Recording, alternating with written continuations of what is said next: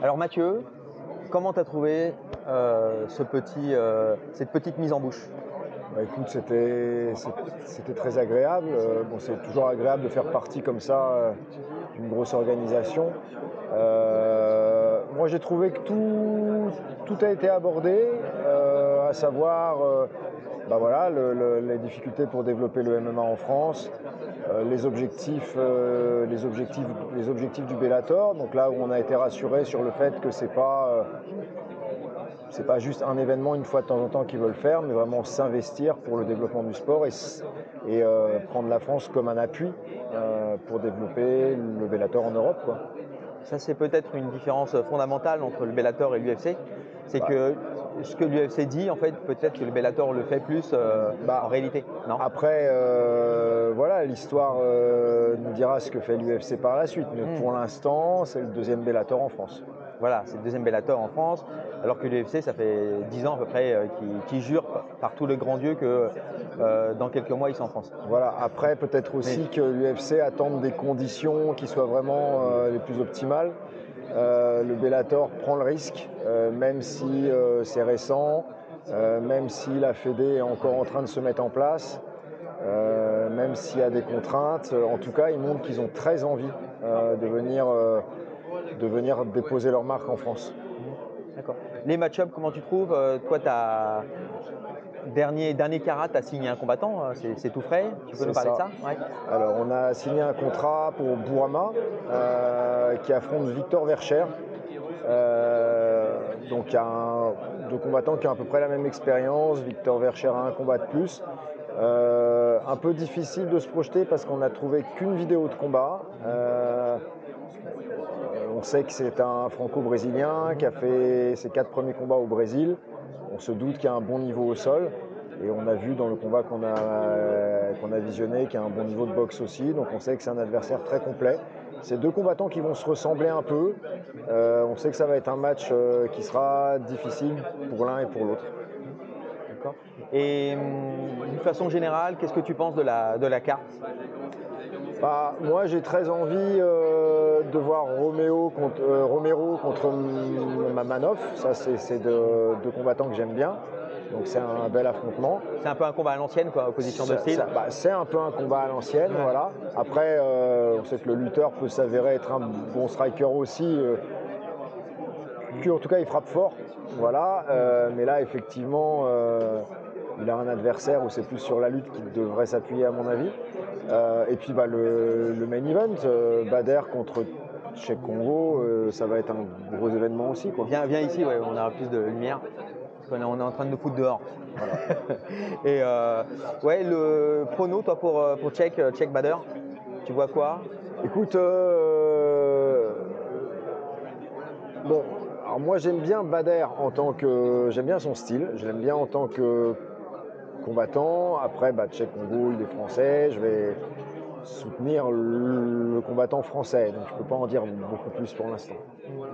Le président de la fédération de boxe anglaise, qui chapeaute donc le comité de MMA pour l'instant, a clairement dit, là, et redit que le but de cet embryon de structure de MMA, c'est qu'il y a une fédération autonome. Qu'est-ce que tu penses de ça? Et voilà, qu'est-ce que tu penses de ça en fait? Bah, en fait, nous, ce qui est pour nous important, quand je dis nous, c'est nous les acteurs du MMA, enfin parce qu'on est beaucoup de personnes qui connaissons ce sport, qui le pratiquons, qui ont aidé à le développer depuis parfois plus de 25 ans, c'est qu'on puisse être partie prenante dans le développement de notre sport. Pour l'instant, bah voilà, on a des discussions souvent avec la fédération pour leur dire qu'on aimerait bien. On aimerait bien être associé aux prises de décision, être associé à la politique. On a des idées pour le développement de notre sport, on a une expérience, on connaît ce milieu, on est dedans et surtout on en fait partie. Donc on aimerait bien être plus associé au développement de la discipline et peut-être ne pas attendre que le MMA ait sa propre fédé, mais pouvoir le faire déjà au sein de la fédé de boxe. Ouais. Attends, excuse-moi. Yves, tu m'accordes 2 minutes après? Ouais.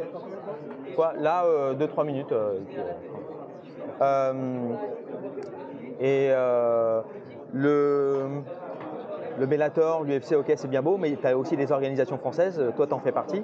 Et qu'est-ce que tu as à dire à ce niveau-là, où on en est actuellement? Tu as les championnats de France aussi, la dernière fois que je t'avais vu donc avec ton fils. Tu es très impliqué dans tout ça, ça en est où là? C'est ça. Alors nous, il faut savoir qu'à la Free Fight Academy, on essaye vraiment de travailler aussi bien sur le développement loisir que sur la compétition, bien entendu, mais aussi bien la compétition amateur que la compétition professionnelle. Et on sait que pour arriver professionnel, il faut déjà se faire une expérience de toute manière en amateur. Il y en a d'ailleurs qui n'iront pas plus loin, mais qui vont pouvoir s'épanouir au travers d'une pratique amateur. Et c'est ce qui manque encore un petit peu pour l'instant. La Fédé jeune, bien entendu. Mais je pense qu'on a les moyens de proposer plus de compétitions dans le versant amateur. Et j'en discutais avec Lionel Bressefin. Je pense que la Fédé peut s'appuyer sur les clubs historiques, mais même de nouveaux clubs qui ont la motivation pour, et qu'il faut vraiment cette association entre la Fédé et les clubs pour multiplier les compétitions en France, que ça se fasse dans de bonnes conditions sécuritaires, etc. Mais que malgré tout, on puisse enchaîner des compétitions et faire vivre cette fédération. Donc ça, je pense que c'est vraiment quelque chose qui peut être élaboré, qui peut encore évoluer dans le bon sens. Et j'espère que ça va se développer dans les prochains mois. Et sur le versant professionnel, nous on a le gala FFA Challenge. L'objectif qu'on a aussi, c'est faire vivre notre discipline, c'est permettre à des combattants pros de se construire un palmarès pour se construire une carrière et aboutir par la suite à des grosses organisations.